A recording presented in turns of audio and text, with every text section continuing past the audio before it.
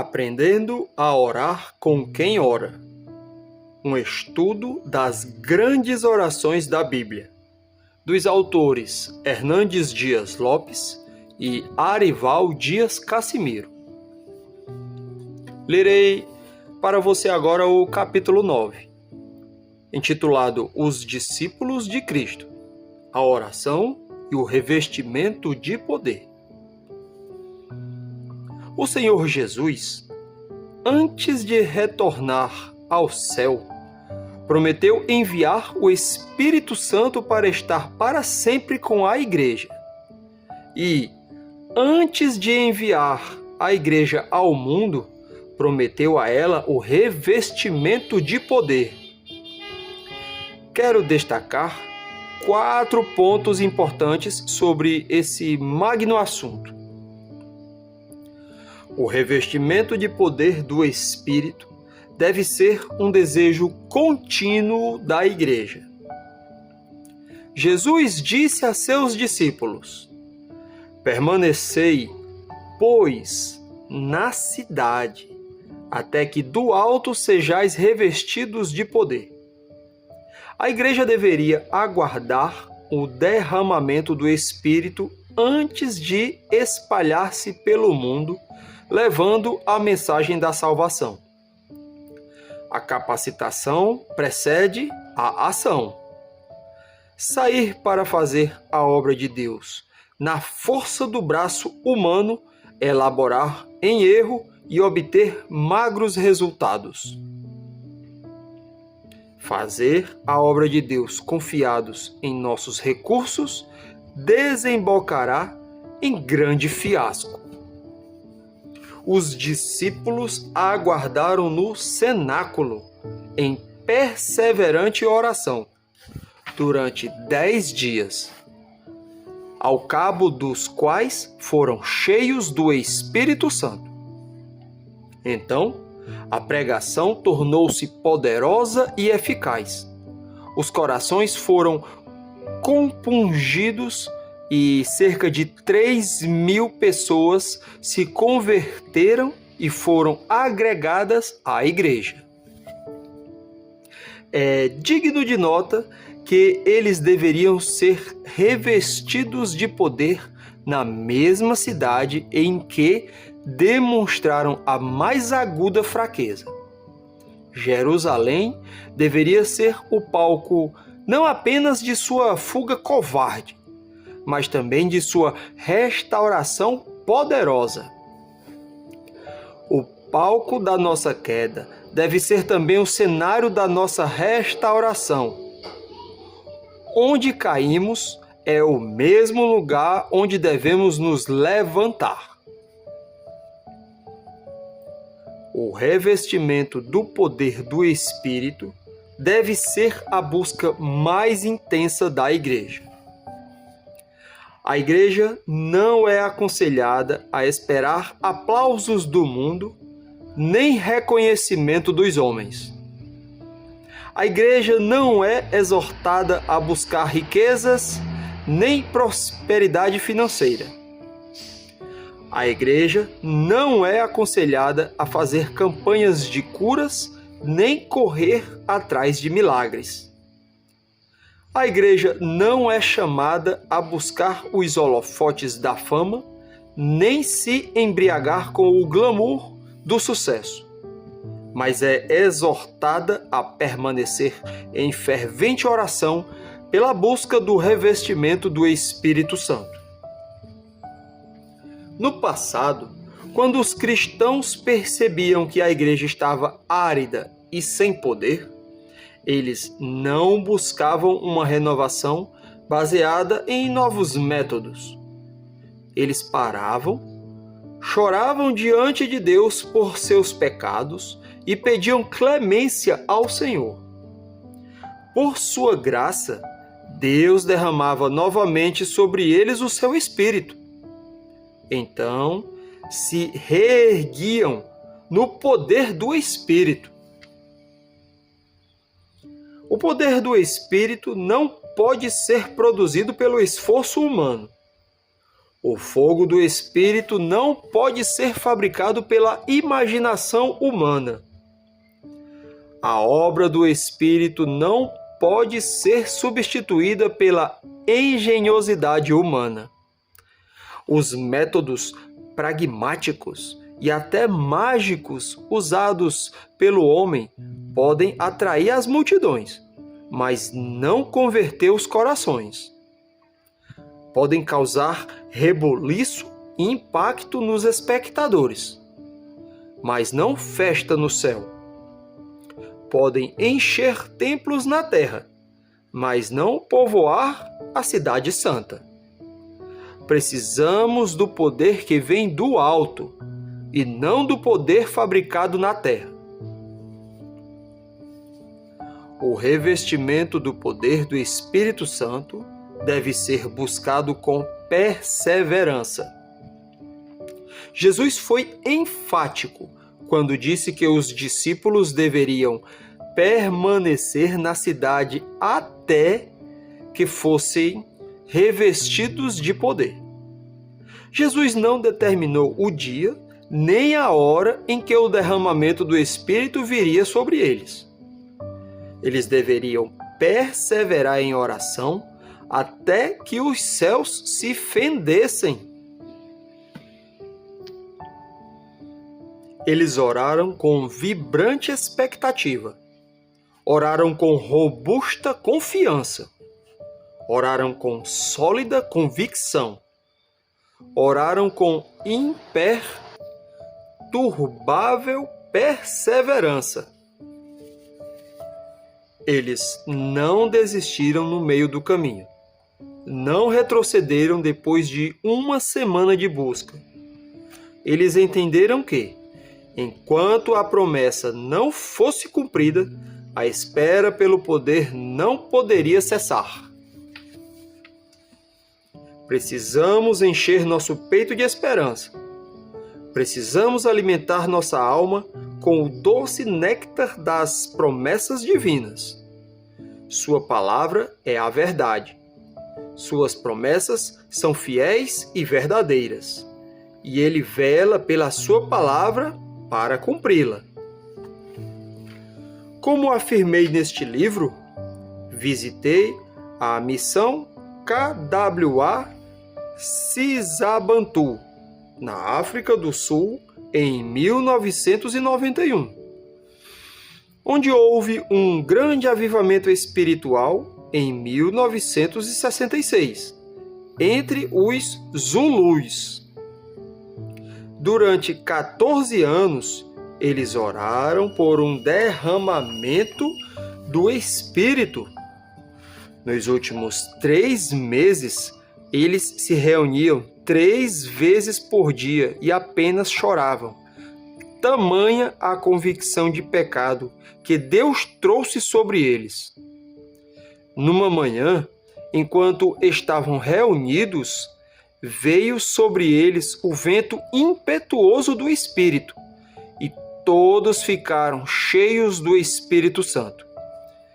Imediatamente, os feiticeiros da região vieram correndo à missão, com o rosto molhado de lágrimas, confessando seus pecados. Multidões se renderam a Cristo. Milagres extraordinários foram operados pelo poder do Evangelho, pelo poder do nome de Cristo e para a glória do Pai. O testemunho do Evangelho prevaleceu naquela região. Um templo para 15.000 pessoas foi construído numa fazenda, com 3 cultos por dia, e caravanas do mundo inteiro visitaram esse local, testemunhando a extraordinária obra de Deus naquela missão.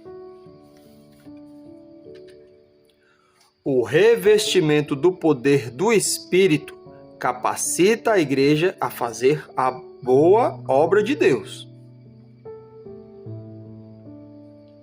Jesus disse: "Mas recebereis poder, ao descer sobre vós o Espírito Santo, e sereis minhas testemunhas tanto em Jerusalém, como em toda a Judéia e Samaria, e até aos confins da terra.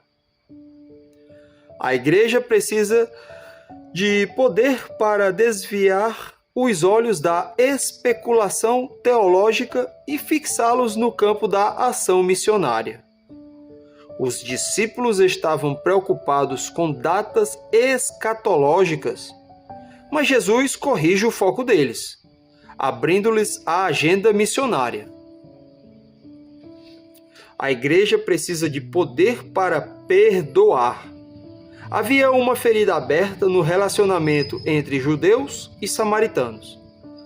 Para alcançar os odiados samaritanos, era necessário derrubar primeiro a barreira do preconceito e do ódio racial. O poder do Espírito derruba as barreiras no coração do obreiro, e o Evangelho derruba as paredes da inimizade entre as nações. A igreja precisa de poder para testemunhar o Evangelho até os confins da terra. Precisamos sair do nosso conforto, da nossa zona de segurança e levar a palavra de Deus à nossa família, à nossa cidade, aos recantos da nossa pátria e até às mais remotas regiões do mundo. Você já é um crente revestido com o poder do Espírito Santo? Está pronto a testemunhar o Evangelho a outras pessoas? A igreja precisa do Espírito Santo. Não há igreja sem a presença do Espírito Santo. E não há crescimento saudável dessa igreja sem a ação poderosa desse mesmo Espírito. É impossível haver um só convertido sem a transformação operada pelo Espírito Santo. Charles Spurgeon dizia que é mais fácil ensinar um leão a ser vegetariano do que converter uma alma sem a obra regeneradora do Espírito Santo. O livro de Atos, nos capítulos 1 e 2, nos fala sobre 4 verdades fundamentais acerca do Espírito Santo. Destaco essas 4 verdades sublimes. A promessa do Espírito Santo. Jesus determinou aos discípulos não saírem de Jerusalém, até que recebessem a promessa do Pai, o batismo com o Espírito Santo. Esse batismo seria também um revestimento de poder. Os discípulos, ainda influenciados por uma visão provinciana e política do reino de Deus, perguntaram a Jesus se seria nessa época que o reino seria restaurado a Israel. Jesus não alimenta as ideias messiânicas distorcidas deles e retoma o tema da promessa do Espírito, dizendo: mas recebereis poder ao descer sobre vós o Espírito Santo, e sereis minhas testemunhas, tanto em Jerusalém, como em toda a Judéia e Samaria, e até aos confins da terra. Essa promessa que se cumpriu no dia de Pentecostes é a mesma profetizada por Joel e Isaías. Aqueles discípulos já tinham o Espírito, pois já eram convertidos. Depois que Jesus ressuscitou, ainda soprou sobre eles o Espírito, dizendo-lhes: recebei o Espírito Santo. Mas eles ainda não estavam cheios do Espírito, ainda não havia chegado a dispensação do Espírito. O Consolador ainda não havia sido enviado. A busca do Espírito Santo. os discípulos não aguardaram a promessa do Espírito Santo passivos, mas em oração. Os 120 discípulos, entre eles os apóstolos, Maria e seus outros filhos, oraram durante 10 dias após a ascensão de Cristo. Ao fim desse tempo, o Espírito Santo foi derramado sobre eles. Essa oração no cenáculo teve 3 características. Primeiro, ela foi abrangente. Todos eles estavam comprometidos com a busca do Espírito Santo. Segundo, ela foi perseverante. Todos eles perseveraram em oração, sem esmorecer. Terceiro, ela foi unânime, ou seja, todos tinham um só objetivo, uma só motivação: a busca do Espírito Santo. Houve unanimidade e concordância na oração. Em todos eles havia o mesmo sentimento. O derramamento do Espírito Santo. No dia de Pentecostes, 10 dias depois da ascensão de Cristo e da oração incessante da Igreja, o Espírito Santo foi derramado. Todos os discípulos ficaram cheios do Espírito Santo. Aqueles que já tinham o Espírito Santo, pois eram convertidos, agora são cheios do Espírito Santo e revestidos com poder para testemunhar. O Espírito Santo desce sobre eles em línguas de fogo e como um vento impetuoso, e todos começam a falar as grandezas de Deus. Uma multidão que se ajunta curiosa e cheia de ceticismo, preconceito e zombaria. Embora o milagre tenha atraído a multidão, foi a pregação da palavra que compungiu o coração do povo. E naquela manhã, cerca de 3.000 pessoas se converteram a Cristo. A partir daí, aqueles que até então estavam trancados com medo dos judeus são trancados nas prisões por falta de medo. Aqueles que se acovardaram diante dos perigos enfrentam agora com galhardia açoites, prisões e até mesmo a morte. Por terem atitudes corretas, alcançaram altitudes elevadas.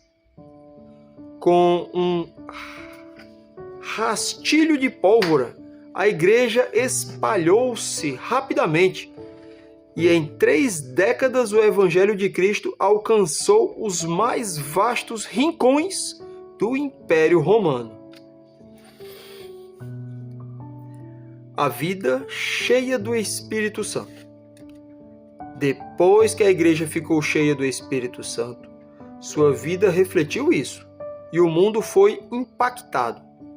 A plenitude do Espírito foi percebida através da firmeza na doutrina dos apóstolos, do engajamento na oração, da comunhão fraternal, da adoração fervorosa e do testemunho irrepreensível. Uma igreja cheia do Espírito tem bom testemunho dos de dentro e também dos de fora. Ela cresce em conhecimento e também em graça. Ela tem a simpatia dos homens e a aprovação de Deus. Ela cresce em santidade e também em números. Ela é embaixadora de Deus na terra e promove festa no céu. Uma igreja cheia do Espírito é irresistível. Ninguém pode deter os passos de um povo revestido com o poder do alto.